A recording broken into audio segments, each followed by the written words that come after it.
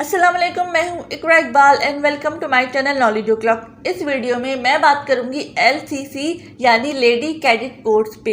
Lady cadet course basically Pak army में girls के लिए वैकेंसीज निकलती है जिसमें वो अप्लाई कर सकती है और जो बहुत फिलिंग है आर्मी ज्वाइन करने के लिए ये वैकेंसीज ख़ास तौर पे उन लोगों के लिए ही होती है।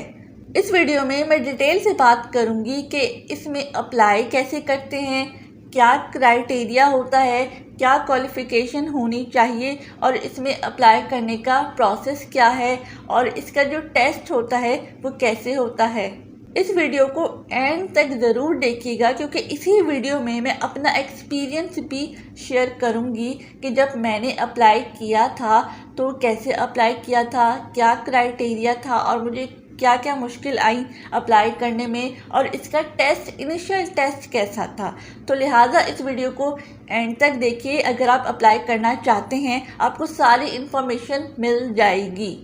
पहले बात कर लेते हैं कि लेडी कैडेट कोर्स की वैकेंसीज बेसिकली निकलती किन लोगों के लिए हैं, यानी किस फील्ड में ये वैकेंसीज होती हैं, कौन कौन सी फील्ड्स मांगी जाती हैं।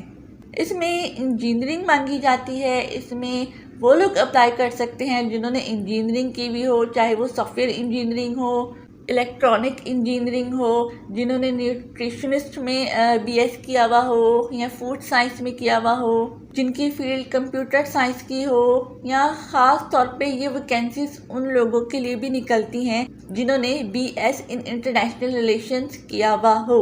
जी हाँ, इसमें BS वालों और मास कम्युनिकेशन वालों के लिए भी वैकेंसीज निकलती हैं। सबसे अच्छी बात इसमें ये है।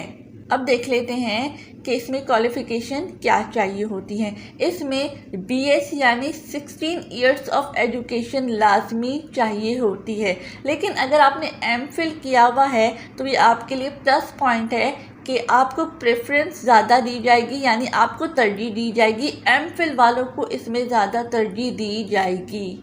अब बात कर लेते हैं इसमें अप्लाई करने के लिए क्या क्राइटेरिया होता है, कितनी एज चाहिए होती है, कितनी हाइट चाहिए होती है और कितना वेट चाहिए होता है। एज की अगर मैं बात करूं तो इसमें लास्ट एज होती है 28। इसको मैं थोड़ा सा एक्सप्लेन कर देती हूँ कि इसमें जब आप अप्लाई कर रहे हो तो उसमें आपकी एज एक्चुअली 28 होनी नहीं चाहिए। इसमें आपकी एज लास्ट एज होनी चाहिए 27, यानी इसमें लास्ट एज जो 28 मांग रहे हैं इसका मतलब ये है कि आप 28 में लग चुके हों। एक्चुअल एज आपकी 27 या 26 होनी चाहिए।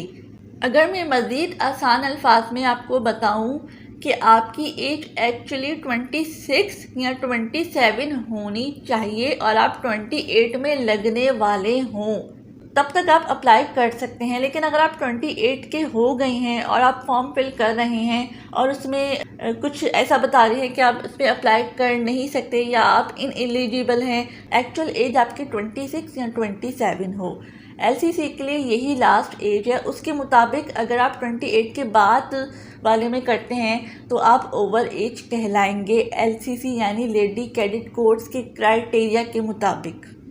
तो उम्मीद है कि एज वाला पार्ट क्लियर हो गया होगा, अब कोई इशू नहीं होगी इसको अप्लाई करने के लिए। अब बात करते हैं हाइट की। इसमें मिनिमम हाइट आपको चाहिए होती है 5 से आपकी हाइट कम ना हो। लेकिन अगर आपकी हाइट 5 है और आप तब भी डर रहे हो कि मैं नहीं अप्लाई कर सकती कि क्योंकि मेरी हाइट कम है, सिर्फ 5 है, उससे भी ज़्यादा हाइट वाले लोग शायद अप्लाई कर लें, तो उसमें डरने वाली बात कोई नहीं है।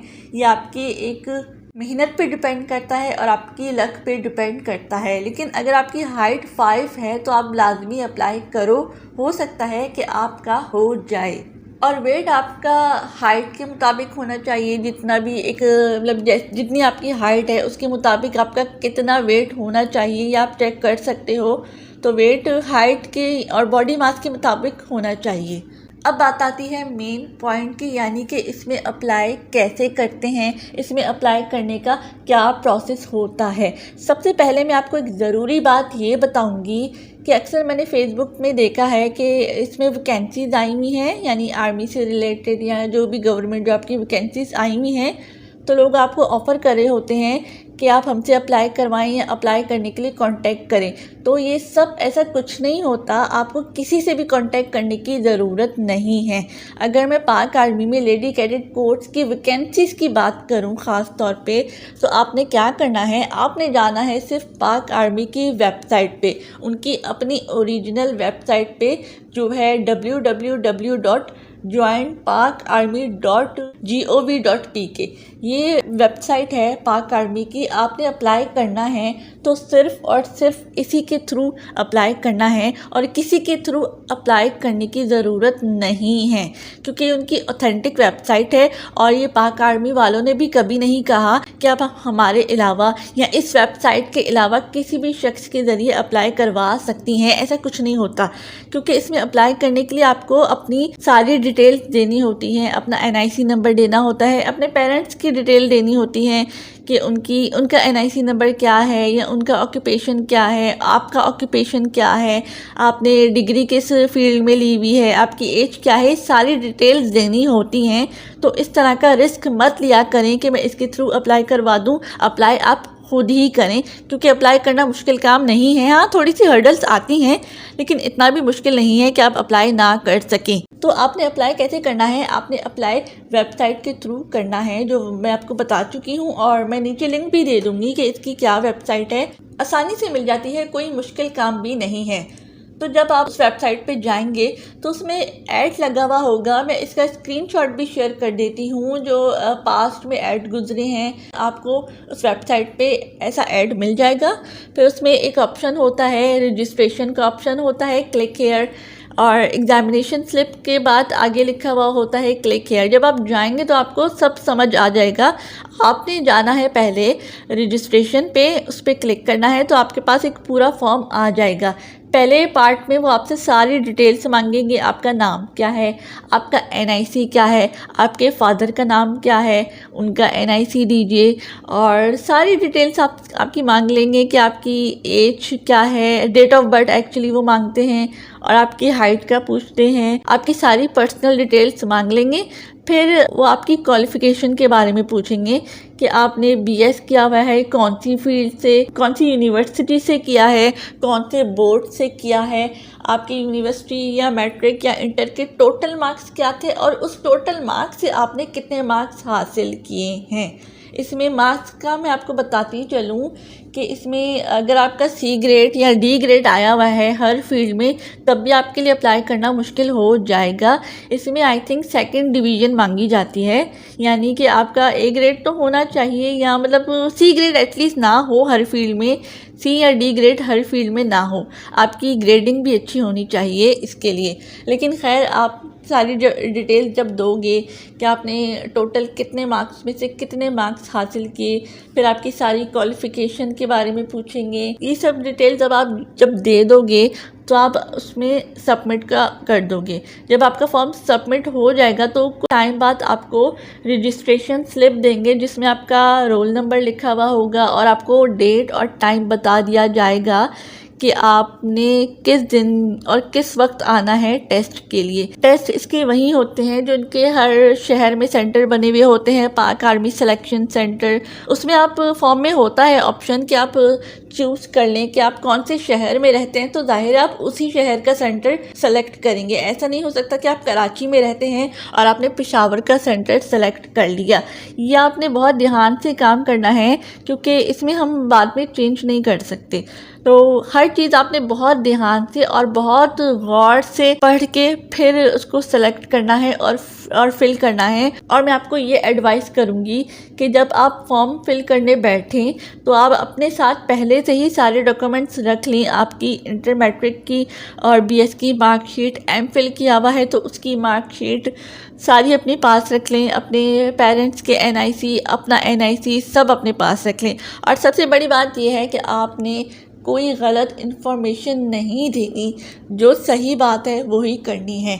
यानी कि ख़ास तौर पे आपने गलत NIC नहीं डालना। जो आपका अपना NIC है आपने उसे बार बार चेक करना है कि आपने NIC नंबर ठीक लिखा हुआ है या नहीं, क्योंकि इससे भी फॉर्म रिजेक्ट हो जाता है। और जब आपका फॉर्म रिजेक्ट हो गया तो आपके लिए फिर मुश्किल हो जाएगा, आपको फिर अगली बार के लिए इंतज़ार करना पड़ेगा। ठीक है, तो आपने फॉर्म बहुत ध्यान से फिल करना है। दूसरी अहम बात यह है कि इस फॉर्म में जो पेरेंट्स से रिलेटेड इंफॉर्मेशन मांगी जाती है, अगर आपके पेरेंट्स पहले से पाक आर्मी में सर्विस दे रहे हैं तो आप उनकी सारी डिटेल्स डालेंगे कि वो कौन से यूनिट पे हैं या उनकी क्या ऑक्यूपेशन है। लेकिन अगर आपके पेरेंट्स कोई प्राइवेट कंपनी में जॉब करते हैं तब आप सही डिटेल्स डालेंगे कि आपके फादर का नाम ये है, उनका ऑक्यूपेशन ये है, और वो जिस भी कंपनी में जॉब करते हैं वो सारी डिटेल्स डालेंगे। आपने कोई भी इंफॉर्मेशन गलत नहीं देनी, वरना आपका फॉर्म कैंसिल।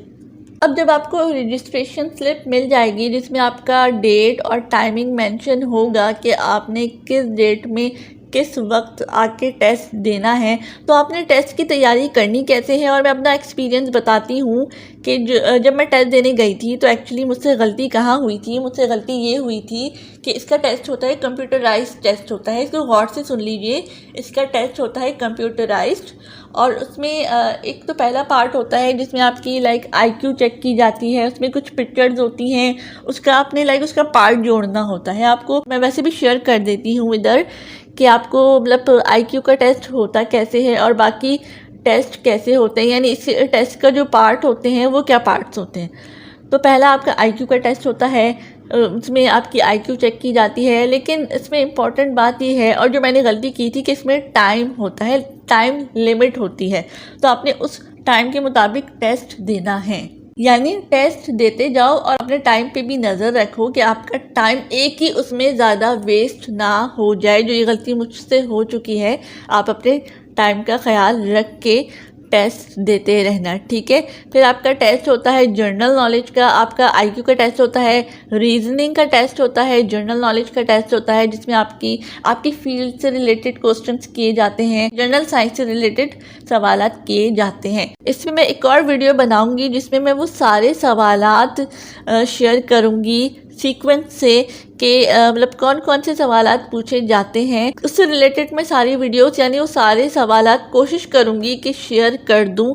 आप वो वाली वीडियो भी ध्यान से देखना। अगर आप टेस्ट के लिए जा रहे हो तो आप वो वाली वीडियो देख के जाओ, क्योंकि उसमें आपको वो सवालात मिलेंगे जो अमूमन पूछे जाते हैं लेडी कैडेट कोर्स के इनिशियल टेस्ट में। तो उम्मीद है कि आपको टेस्ट का भी समझ आ गया होगा। मेन बात आपने ये याद रखनी है कि आप टेस्ट देते जाओ और टाइम का भी ख़ास ख्याल रखो। लेकिन एक और मैं आपको बात बताती चलूँ कि जब आप सेंटर जाओगे अपना टेस्ट देने तो आपने ओरिजिनल डॉक्यूमेंट साथ रखने हैं, और जो आपको रजिस्ट्रेशन स्लिप मिलेगी उसका प्रिंट आउट निकलवा के वो भी साथ लेके जाना है। यानी आपको अपने ओरिजिनल डॉक्यूमेंट्स लेके जाने हैं, और आपकी जो लास्ट डिग्री है, चाहे वो BS की डिग्री है या MPhil की डिग्री है, वो लाजमी आपने साथ लेके जानी है, लाजमी लेके जानी है। लेकिन अगर ऐसा है कि आपको अभी डिग्री मिली नहीं है तो आपकी ट्रांसक्रिप्ट होती है, यानी आपकी लास्ट मार्कशीट होती है जिसमें आपके सारे टोटल मार्क्स लिखे हुए होते हैं। इन शॉर्ट आपकी ट्रांसक्रिप्ट वो साथ लेके जानी है। इन दोनों में से कोई एक चीज़ या दोनों लाजमी साथ लेके जानी है। और साथ ही साथ आपने अपना रजिस्ट्रेशन फॉर्म जो आपको मिला था, एक्चुअली रजिस्ट्रेशन स्लिप की बात मैं कर रही हूँ, रजिस्ट्रेशन स्लिप जो उसमें आपकी डेट और टाइमिंग मेंशन है, उसका प्रिंट आउट आपने निकलवाना है और साथ लेके जाना है। और आपने अपना ओरिजिनल NIC भी साथ लेके जाना है। ये 3 चीज़ें आपने बिल्कुल नहीं भूलनी, आपके अपने ओरिजिनल डॉक्यूमेंट्स, आपका NIC और आपका रजिस्ट्रेशन स्लिप। ठीक है। दूसरी बात ये कि आपने वहाँ पे बिल्कुल भी ये शो नहीं करना कि आप बहुत टेंस हो या आप नर्वस हो रहे हो, टेस्ट से रिलेटेड आपका सिलेक्ट होगा कि नहीं होगा, क्या होगा, टेस्ट कैसा होगा। आपने बिल्कुल परेशान नहीं होना, वहाँ पे आपने बिल्कुल काम रहना है, बिल्कुल पुरसुकून रहना है, क्योंकि ये सारी बातें भी नोट की जाती हैं। एक्चुअली वो कहते नहीं है लेकिन वो नोट कर रहे होते हैं कि कौन सा स्टूडेंट क्या कर रहा है, वो कितना परेशान है, वो कैसे बिहेव कर रहा है। तो आपने वहाँ पे अच्छा बिहेव करना है, परेशान नहीं होना। तो उम्मीद है कि सारी इन्फॉर्मेशन मिल गई होगी। अगर आप विलिंग हैं तो ये वाली वीडियो ज़रूर देखें अप्लाई करने से पहले।